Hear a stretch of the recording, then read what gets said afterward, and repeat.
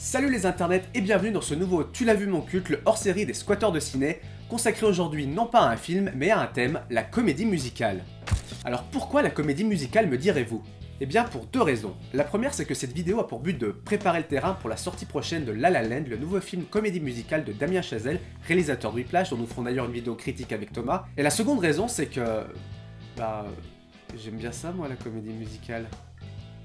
Alors là, j'en vois déjà qui commencent à mettre un dislike sur la vidéo, à se rouler par terre le pantalon baissé en hurlant « Mais pourquoi ils ont fait une vidéo sur un genre aussi pérave ?» C'est soit pour les gonzesses, soit pour les pédales. Ah, et puis c'est kitsch au possible avec leur costume à la con. Oh, et puis moi, ça me saoule quand ça chante dans les films. Voilà, c'est peu ou prou le genre de commentaires que l'on a l'habitude d'entendre sur les comédies musicales. Mais alors pourquoi aux yeux du grand public les comédies musicales restent un truc un peu ringard alors que d'autres styles de cinéma comme la SF ou les films d'action par exemple, qui ont eu eux aussi je le rappelle leur lot de films complètement pourris, mais qui ne souffrent pas de cette condescendance accordée à la comédie musicale? Eh bien franchement, j'ai pas la réponse. Alors à travers cette vidéo, j'ai décidé d'attaquer entre autres sur un angle technique pour vous démontrer à quel point le genre de la comédie musicale a toujours été en avance sur son temps et qu'il a inspiré bien des réalisateurs reconnus aujourd'hui. Alors petit aparté, je vais essentiellement me focaliser sur la comédie musicale anglo-saxonne et la liste des films cités n'est évidemment pas exhaustive et je vais volontairement délaisser l'hexagone, d'ailleurs je m'excuse platement pour tous les fans de Jacques Demy et aussi tout ce qui se fait en Inde à Bollywood, sinon la vidéo elle durerait simplement 5 heures quoi. Et parlons peu, parlons bien comme disent les jeunes et rentrons dans le vif du sujet. Et pour que nous partions tous du même pied, wouhou, champ lexical de la danse, t'as vu? Qu'est-ce qu'une comédie musicale ou musical en anglais? Eh bien c'est un spectacle ou un film qui mêle comédie, chant et danse. Bon, c'est vrai que dit comme ça on a un peu l'impression que j'enfonce des portes ouvertes, mais autant partir sur les mêmes bases dès le départ. Le principe même de comédie musicale est né à la fin du 19e siècle, mais trouve ses origines dès 1850 avec les opérettes, opéras comiques et les fameux opéras bouffes de Jacques Offenbach. Le 12 septembre 1866 marque la date de la première représentation de The Black Crook dans un théâtre de New York qui fera d'elle la supposée première comédie musicale de l'histoire. Les années passant et le succès grandissant, les théâtres fleurissent autour de la célèbre 42e rue de New York pour devenir le fameux Broadway. L'Angleterre n'est pas en reste puisque Londres aura aussi son quartier des théâtres, le West End. Et pour le cinéma, me direz-vous? Eh bien j'y arrive. On va pas aller plus vite que la musique. En toute logique, il faudra attendre le début du cinéma parlant. Officiellement, Le chanteur de jazz devient le 6 octobre 1927 le premier long métrage parlant grâce au procédé du Vitaphone, soutenu par un Sam Warner, l'un des frères Warner, un peu seul à croire à l'apport de cette technologie. Le film mélange scène muette, chantée et dialogue. Le célèbre acteur Al Jolson y prononcera un total de 281 mots, dont les fameux « wait a minute, you ain't heard nothing yet ». Le premier film parlant était donc une comédie musicale. Mais cette technologie était loin de faire l'unanimité au sein des gros studios hollywoodiens qui considéraient ça un petit peu comme un gadget. Je passe d'ailleurs aujourd'hui le bonjour à l'inoubliable HFR 3D. Et ces gros studios comptaient encore sur leurs vedettes du muet comme Douglas Fairbanks ou Buster Keaton, qui ont vu malheureusement leur carrière stoppée net par la démocratisation du parlant. Le passage du muet au parlant est d'ailleurs ingénieusement bien retranscrit dans un film dont je parlerai un petit peu plus tard, Chantons sous la pluie. Mais restons encore un peu dans les années 30 avec un chorégraphe-réalisateur qui va littéralement révolutionner la mise en scène au cinéma et dont bon nombre de réalisateurs vont largement s'inspirer, Mr. Busby Berkeley.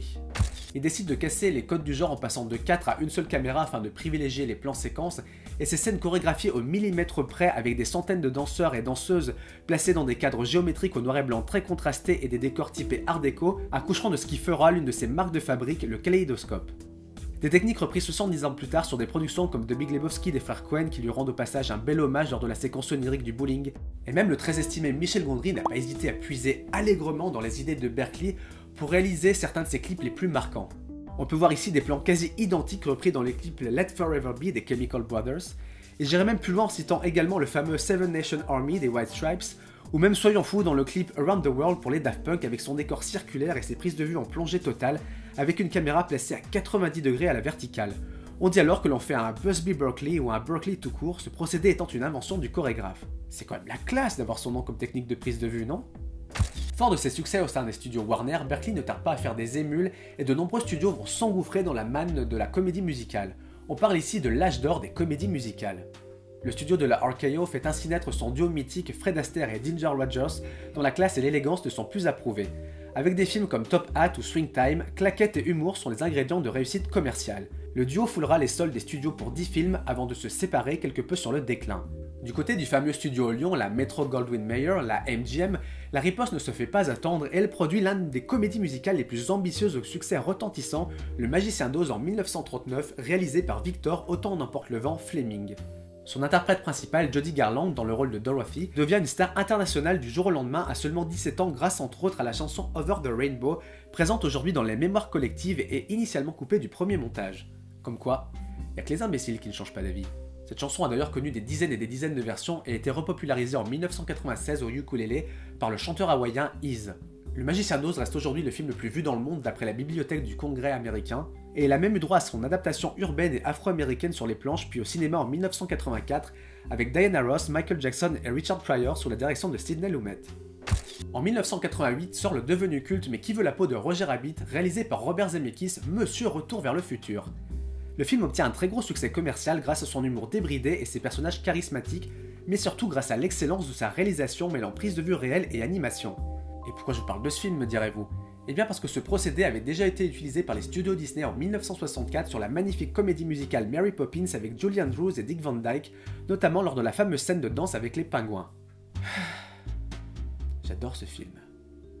Mais ce n'est pas tout, une scène similaire regroupant Jerry, la souris de Tom et Jerry et l'immense Gene Kelly avait été réalisée pour la comédie musicale Escale à Hollywood en 1945, soit 20 ans avant Mary Poppins et presque 40 ans avant Roger Rabbit. À l'époque, la scène demanda un an de tournage pour en arriver à cette prouesse.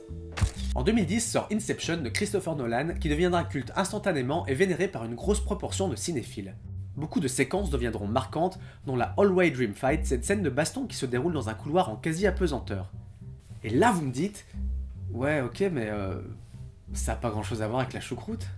Eh bien détrompez-vous. La technologie utilisée pour filmer cette scène, à savoir la caméra qui tourne en même temps que le décor, placée sur un énorme axe rotatif pour donner l'illusion que le personnage se déplace sur les murs et le plafond, avait déjà fait ses preuves 42 années auparavant sur 2001 l'Odyssée de l'espace de Stanley Kubrick. Film qui a quand même mis tout le monde d'accord niveau effets spéciaux à l'époque, je tiens à le rappeler. Ouais mais je sais, mais quel rapport avec les comédies musicales? Eh ben j'y viens, bande de petits gredins. Le rapport c'est qu'en 1951, soit 17 ans avant le 2001 de Kubrick et 59 ans avant Inception, une séquence juste hallucinante pour l'époque et qui utilise ce même procédé a été réalisée dans Mariage Royal de Stanley Donen avec Fred Astaire.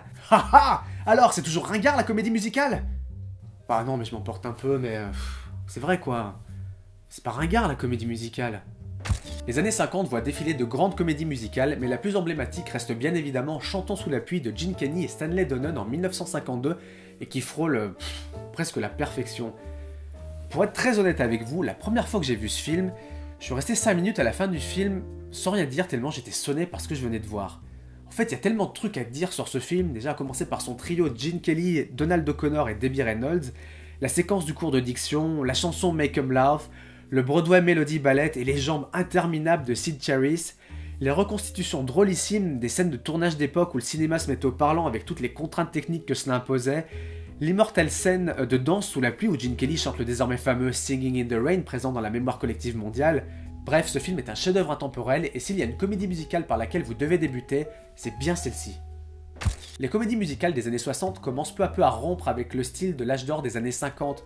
On y verra le développement d'histoires de plus en plus sombres et le besoin de sortir du cadre du tournage en studio. Ce sera notamment le cas pour West Side Story de Jerome Robbins et Robert Wise, qui sera ni plus ni moins que l'adaptation moderne de Roméo et Juliette ancrée dans une guerre des gangs en plein New York, opposant les Sharks, immigrés portoricains, aux bien blancs et bien wasp Jets.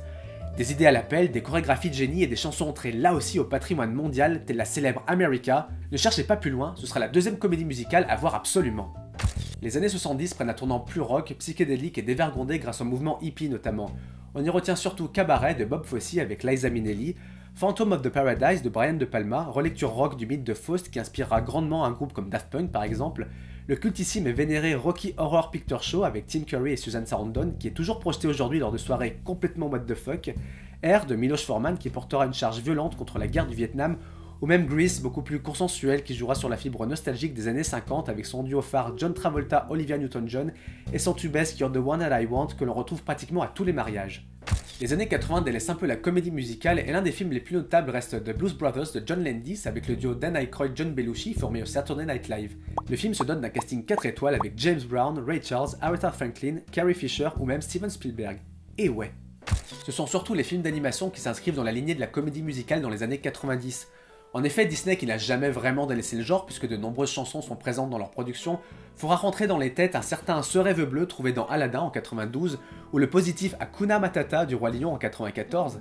D'autres productions sortent un peu plus de l'ordinaire, comme L'étrange Noël de Mr. Jack en 93, ou même South Park le film en 99 des sales gosses Trey Parker et Matt Stone, qui récidiveront quelques années plus tard en 2011 à Broadway avec l'excellentissime The Book of Mormon, primé par 9 Tony Awards s'il vous plaît, l'équivalent des Oscars pour le théâtre. Sale gosse, mais talentueux. Aujourd'hui, la comédie musicale n'a plus trop le vent en poupe au cinéma et même les récents succès comme Moulin Rouge de Baz Luhrmann, Sweeney Todd de Tim Burton ou Chicago de Rob Marshall tiré du musical de Bob Fosse n'ont pas réussi à relancer la machine. Je crois que finalement tout ça c'est une question de mode, La comédie musicale a bien vécu pendant une petite trentaine d'années, tout comme le western d'ailleurs, et aujourd'hui on est plus rentré dans une logique où on produit de la suite, du remake, du reboot ou d'adaptation de comics post-11 septembre oblige où le monde a besoin de sauveurs. Et tout ça, ça traduit la même chose, c'est-à-dire que les studios produisent toujours ad nauseam la même recette qui ne marche finalement qu'un temps.